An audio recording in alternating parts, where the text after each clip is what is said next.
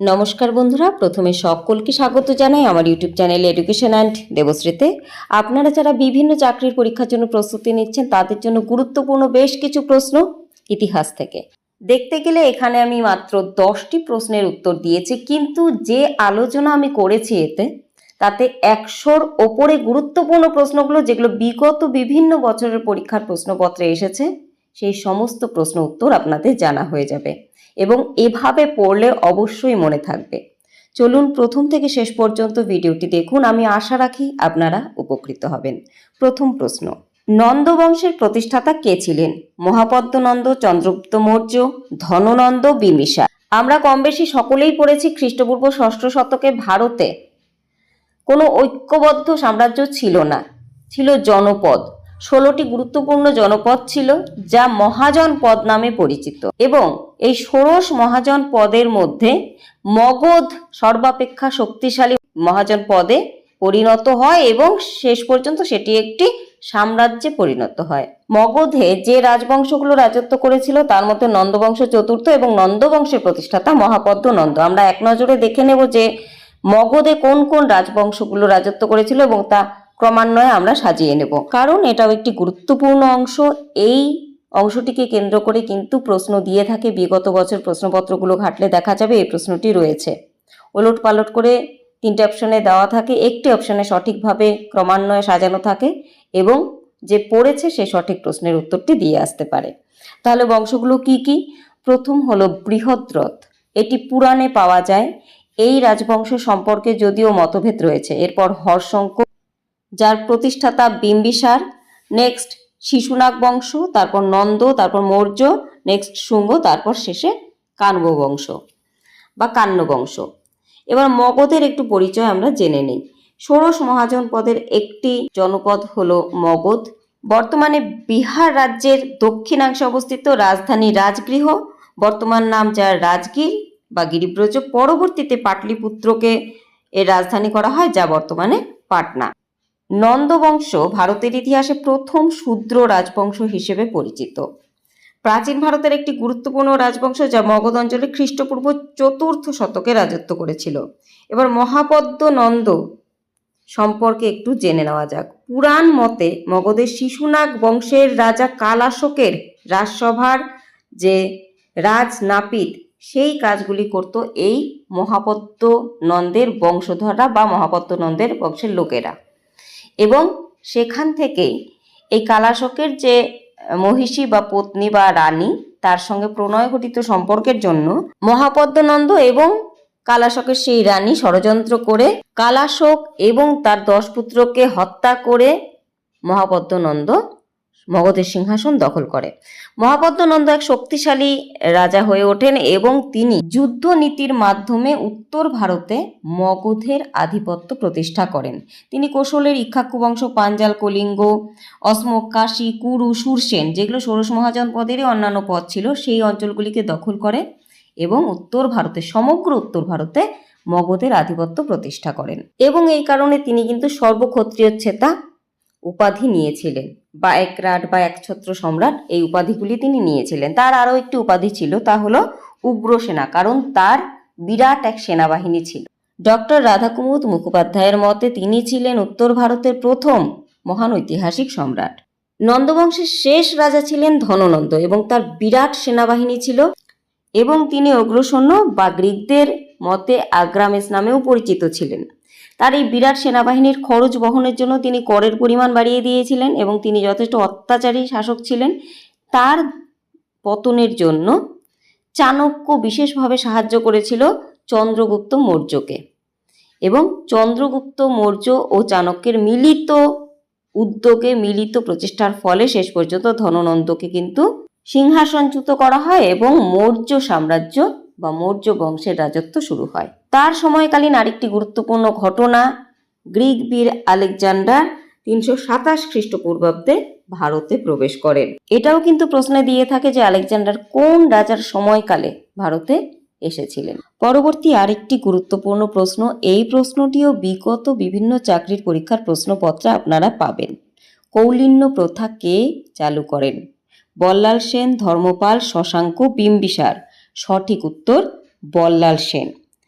তিনি বাংলার সেন বংশের রাজা, এবং বলে রাখি বল্লাল সেন কিন্তু একাধারে শাসক এবং সাহিত্যিকও ছিলেন। তার লেখা দুটি গুরুত্বপূর্ণ গ্রন্থ দিয়েও কিন্তু প্রশ্ন আসে। দান সাগর, অদ্ভুত সাগর কার লেখা? সঠিক উত্তর বল্লাল সেন। আমি সেন বংশের রাজাদের পরিচয় দিয়ে দিয়েছি ক্রমান্বয়ে, এবং সেই সাথে আরও বেশ কিছু তথ্য দিয়ে দিয়েছি, যেমন সেন বংশের প্রতিষ্ঠাতাকে সামন্ত সেন, এবং বল্লাল সেন সম্পর্কেও বিস্তারিত তথ্য আমি দিয়ে দিয়েছি। পারলে এগুলো খাতায় লিখে নিয়ে ভালো করে পড়ে রাখবেন, কারণ যে তথ্যগুলো আমি দিয়েছি সেই সমস্ত তথ্য থেকেই কিন্তু প্রশ্ন আসে। দান সাগর রচিত হয় 1168 খ্রিস্টাব্দে এবং অদ্ভুত সাগর 1169 খ্রিস্টাব্দে। এই শেষের পুস্তকটি তিনি শেষ করে যেতে পারেননি, তার পুত্র লক্ষণ সেন তা সমাপ্ত করেন। এবং আরও একটি গুরুত্বপূর্ণ প্রশ্ন, গুরু অনিরুদ্ধ ভট্টের নির্দেশে কিন্তু বল্লাল সেন দান সাগর গ্রন্থটি রচনা করেছিলেন। এরপরে আরও কিছু গুরুত্বপূর্ণ, সেটা হলো তার সম্পর্কে জানার গুরুত্বপূর্ণ উপাদান নৈহাটি তাম্রশাসন। বল্লাল চরিত নামেও একটি গুরুত্বপূর্ণ গ্রন্থ আছে যা থেকে তার সম্পর্কে জানা যায়, এবং এই গ্রন্থটিকে রচনা করেছিলেন। সঠিক উত্তর, কোনো কোনো জায়গায় কিন্তু আনন্দ ভট্ট শুধু থাকে, কোনো কোনো জায়গায় গোপাল ভট্ট থাকে। যেটাই হোক সেটাই সঠিক উত্তর হবে, কারণ এই গ্রন্থটি দুটি খণ্ডে রচিত হয় এবং এই দুইজন খণ্ডগুলো রচনা করেন, অর্থাৎ এক একজন এক একটি। নেক্সট, ধন্বন্তরী কোন রাজার অলঙ্কৃত করেছিলেন? সঠিক উত্তর দ্বিতীয় চন্দ্রগুপ্ত। ক্রমান্বয়ে আমি সমস্ত রাজাদের নাম দিয়ে দিয়েছি। প্রতিষ্ঠাতা শ্রীগুপ্ত, আনুমানিক 240 খ্রিস্টাব্দ থেকে 280 খ্রিস্টাব্দ পর্যন্ত তার রাজত্বকাল ছিল, এবং এই গুপ্ত যুগকে কিন্তু সুবর্ণ যুগ আখ্যায়িত করা হয়। এর প্রকৃত প্রতিষ্ঠাতা বা সার্বভৌম শাসক প্রথম চন্দ্রগুপ্ত, এবং শ্রেষ্ঠ শাসক সমুদ্রগুপ্ত, যিনি ভারতের নেপোলিয়ান নামেও পরিচিত ছিলেন। দ্বিতীয় চন্দ্রগুপ্তকে অনেকেই কিংবদন্তির বিক্রমাদিত্য বলে মনে করেন, তবে অনেক ক্ষেত্রে এই বিষয়টি নিয়ে সংশয় দেখা দিয়েছে বা সন্দেহ দেখা দিয়েছে। তবে দ্বিতীয় চন্দ্রগুপ্তের প্রবর্তিত মুদ্রায় বিক্রমাদিত্য কথাটির উল্লেখ আছে। বিখ্যাত 9 জন পণ্ডিত তার রাজসভা অলঙ্কৃত করেছিলেন, যার মধ্যে একজন কালিদাস। এদের সকলকে মিলে বলা হতো নবরত্ন। তিনি সৌরাষ্ট্র এবং গুজরাটের শক ক্ষত্রপদের দীর্ঘ যুদ্ধে পরাজিত করেছিলেন। এটা কিন্তু তার একটি বড় কৃতিত্ব, এবং এটা ইতিহাস প্রসিদ্ধ একটি ঘটনা, যার প্রমাণ পাওয়া যায় তার মন্ত্রী বীরসেনের উদয়গিরি লিপি এবং সেনাপতি আম্র কদ্যপের সাঁচি লিপি। আচ্ছা, আরও একটি উল্লেখযোগ্য ঘটনা, তার সময়কালীন ফা হিয়েন তার রাজত্বকালে ভারতে আসেন। তিনি চৈনিক পরিব্রাজক ছিলেন এবং ভারতে দীর্ঘদিন অবস্থান করেছিলেন। আরও একটি গুরুত্বপূর্ণ তথ্য, ফা হিয়েনের রচিত গ্রন্থটির নাম ফো কুয়োকি, যা ভারত সম্পর্কিত। নেক্সট, কাশ্মীরের ইতিহাস নিয়ে লিখিত বইয়ের নাম কি? ভীষণ গুরুত্বপূর্ণ। কথা শরীর সাগর রাজতরঙ্গিনী, রাজতরঙ্গ, রাজকাহিনী। সঠিক উত্তর রাজতরঙ্গিনী। কলহনের রচিত গ্রন্থ, এবং কাশ্মীরের রাজাদের ইতিহাস এখানে রয়েছে। আরেকটা বলে রাখি, রাজকাহিনী অবনীন্দ্রনাথ ঠাকুরের রচিত, এবং রাজস্থানের বীরত্বপূর্ণ ইতিহাস ও রূপকথা এই গল্পটির বিষয়বস্তু। আচ্ছা, রাজকাহিনীর প্রকাশকালও আমি দিয়ে দিয়েছি, অবশ্যই লিখে নিতে পারেন আপনারা ডায়েরিতে, প্রত্যেকটি কিন্তু গুরুত্বপূর্ণ তথ্য।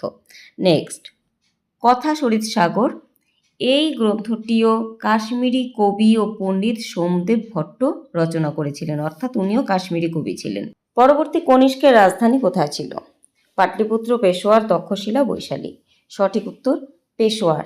এই পেশোয়ারের আরেকটি নাম হলো পুরুষপুর। তবে রাজকার্য সঠিকভাবে পরিচালনা করবার জন্য তিনি মথুরাকেও তার দ্বিতীয় রাজধানী হিসেবে বা প্রশাসনিক কেন্দ্র হিসেবে ব্যবহার করতেন। পাটলিপুত্র ছিল প্রাচীন ভারতের মগধের রাজধানী, যা সোন এবং গঙ্গা নদীর সঙ্গমস্থলে অবস্থিত, এবং এটি একটি বাণিজ্যিক ও সামরিক কেন্দ্র ছিল। আর তক্ষশিলা ছিল প্রাচীন ভারতের একটি অত্যন্ত গুরুত্বপূর্ণ ঐতিহাসিক মহানগরী, শিক্ষা ও সংস্কৃতির পীঠস্থান বা কেন্দ্র, যা বর্তমানে পাকিস্তানের পাঞ্জাব প্রদেশের রাওয়ালপিন্ডি জেলায় অবস্থিত। আর বৈশালী ছিল প্রাচীন ভারতের শক্তিশালী বজ্জী মহাজন পদের বা ব্রিজি মহাজন পদের এবং লিচ্ছবি প্রজাতন্ত্রের রাজধানী। এটি বর্তমান ভারতের বিহার রাজ্যে অবস্থিত। নেক্সট, বিখ্যাত অজন্তার গুহা চিত্রশিল্পের নিচের কোনটির গল্প কাহিনীর পরিচয় পাওয়া যায়? পঞ্চতন্ত্র, রামায়ণ, জাতক, মহাভারত। সঠিক উত্তর জাতক। জাতকটা কি এবার আমরা জানবো। আমরা জানি যে গৌতম বুদ্ধের জন্মের পূর্বে তার পূর্বজন্ম সম্পর্কিত বিভিন্ন কাহিনী রয়েছে। সাধারণত বলা হয়ে থাকে 547টি কাহিনী রয়েছে। এই কাহিনীগুলিকে একসাথে বলা হয় জাতক। গল্পগুলো পালি ভাষাতে রচিত। 1895 থেকে 1907 সাল পর্যন্ত এই কাহিনীগুলি ইংরেজিতে অনুবাদ হয় এবং বাংলা সহ বিভিন্ন ভাষায় অনুবাদ করা হয়। এবং বাংলা ভাষায় যিনি অনুবাদ করেছিলেন তার নাম ঈশানচন্দ্র ঘোষ। গুরুত্বপূর্ণ একটি প্রশ্ন বা তথ্য। পঞ্চতন্ত্র কি? সংস্কৃত ভাষায় রচিত একটি গ্রন্থ, যা নাকি বিষ্ণু শর্মা কর্তৃক রচিত এবং বিভিন্ন উপদেশ, জীবনের নানা উপদেশ এই গ্রন্থের মধ্যে রয়েছে। পরবর্তী প্রশ্ন, কাকে ভারতের নেপোলিয়ান বলা হয়? একটু আগে আলোচনা করলাম সমুদ্রগুপ্তকে। কেন? তার সাম্রাজ্য বিস্তার নীতি এবং তার একচ্ছত্র আধিপত্যের যে প্রতিষ্ঠা তিনি করেছিলেন সেই কারণে। আচ্ছা, সমুদ্রগুপ্ত সম্পর্কে বিস্তারিত তথ্য আমি দিয়ে দিয়েছি। তার উপাধিসমূহ, যেমন তার মহারাজাধিরাজ, মহাপরাক্রম, সর্বরাজচ্ছেতা এবং আরও একটি গুরুত্বপূর্ণ উপাধি তার ছিল লিচ্ছবি দৌহিত্র, কারণ তার মাতা কুমার দেবী ছিলেন লিচ্ছবি বংশভূতা। আরও একটি গুরুত্বপূর্ণ তথ্য দিয়ে রাখি, অনেক সময় প্রশ্ন আসে কোন গুপ্ত রাজার বিনা বাদনরত মুদ্রা পাওয়া গেছে? সঠিক উত্তর সমুদ্রগুপ্ত, কারণ তিনি সঙ্গীত চর্চা করতেন বলে জানা যায়, বা এই মুদ্রার ভিত্তিতে বলা হয়ে থাকে তিনি সঙ্গীত চর্চা করতেন। সমুদ্রগুপ্তের সাথে রিলেটেড আরও অনেক গুরুত্বপূর্ণ তথ্য রয়েছে যেগুলো প্রশ্ন আকারে দিয়ে থাকে। যেমন তার সভাকবি কে ছিলেন? আমরা জানি তার সভাকবি ছিলেন হরি সেন। তার লেখা যে গ্রন্থ বা এলাহাবাদ প্রশস্তি কার লেখা? সঠিক উত্তর হরি সেন। যে অপশানগুলো প্রশ্নগুলোতে আছে সেই অপশানগুলোর প্রত্যেকটি সম্পর্কে আমি গুরুত্বপূর্ণ তথ্যগুলো দিয়েছি আপনাদের। এবার অশোক সম্পর্কে একটু জেনে নিই। আমরা জানি মহামতি অশোক মৌর্য সাম্রাজ্যের শ্রেষ্ঠ শাসক ছিলেন এবং তার সম্পর্কে একটি গুরুত্বপূর্ণ প্রশ্ন হলো তিনি কলিঙ্গ কবে জয় করেন? তার শিলালিপি অনুসারে তার রাজ্যাভিষেকের 8ম বর্ষে তিনি কলিঙ্গ জয় করেন, খ্রিস্টপূর্ব 261 অব্দে। কোথাও কোথাও 260ও আছে। আচ্ছা, এই সমস্ত তথ্যগুলো আমি সংগ্রহ করেছি ভারতের ইতিহাস অতুলচন্দ্র রায়, প্রণব কুমার চট্টোপাধ্যায় এবং ভারত ইতিহাস পরিক্রমা অধ্যাপক প্রভাতাংশু মাইতি এবং বিভিন্ন সাইট থেকে, গুগল থেকে। এরপর হর্ষবর্ধনের সাথে যুক্ত গুরুত্বপূর্ণ তথ্যগুলো দিয়ে দিয়েছি। যেমন তার সভাকবি ছিলেন বাণভট্ট, তিনি যে গ্রন্থটি রচনা করেছিলেন তা হর্ষচরিত, এটা দিয়েও প্রশ্ন আসে। হর্ষবর্ধন কোন ধর্মের অনুরাগী ছিলেন? সঠিক উত্তর বৌদ্ধ ধর্মের, কারণ তিনি প্রথম জীবনে শৈব হলেও পরবর্তীতে বৌদ্ধ ধর্মের অনুসারী হন। পরবর্তী বিম্বিসার, পিতার নাম ভট্টীয়, জীবক তার উপদেষ্টা ছিলেন। এই জীবক ছিলেন তৎকালীন সময়ের একজন ভালো চিকিৎসক। বৌদ্ধ ধর্মের পৃষ্ঠপোষক ছিলেন বিম্বিসার এবং বৌদ্ধ সংঘের জন্য তিনি কিন্তু একটি উদ্যানও দান করেছিলেন। আরও একটি গুরুত্বপূর্ণ তথ্য, তিনি শ্রেণিক উপাধি লাভ করেছিলেন। পরবর্তী পাল বংশের প্রতিষ্ঠাতা কে? ধর্মপাল, মহিপাল, দেবপাল, গোপাল। সঠিক উত্তর গোপাল। গোপাল সম্পর্কে গুরুত্বপূর্ণ তথ্য, তিনি প্রথমত পাল বংশের প্রতিষ্ঠাতা, দ্বিতীয়ত তিনি বাংলায় দীর্ঘস্থায়ী অরাজকতা যা মৎস্যনায় নামে পরিচিত তার অবসান ঘটিয়ে রাজবংশের প্রতিষ্ঠা করেন এবং তিনি অদন্তপুরী মহাবিহার প্রতিষ্ঠা করেন।